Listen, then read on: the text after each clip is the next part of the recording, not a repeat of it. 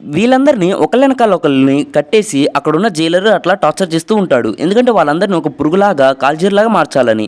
అసలు కొన్ని రోజుల క్రితం ఈ జైలర్ ఒక మనిషిని తీసుకొచ్చి తన మీద ఒక గుడ్డ అనేది కప్పుతాడు.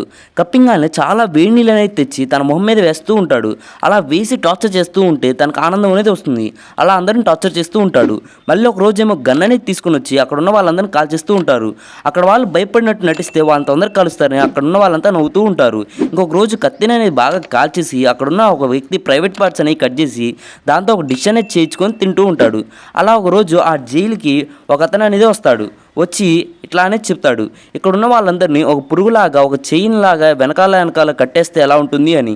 ఇంకా అక్కడున్న జైలరు ఆ ఐడియా నచ్చిందని ప్రతి ఒక్కరికి మొత్తం మందు అనేది ఇస్తాడు. అట్లా గన్తో కాల్చి ఆ మొత్తం మందు ఇచ్చిన తర్వాత అందరిని ఒక చోటకి తీసుకొచ్చేసి వాళ్ళని ఒకళ్ళ వెనకాల ఒకరిని పూర్తిగా కట్టేస్తాడు.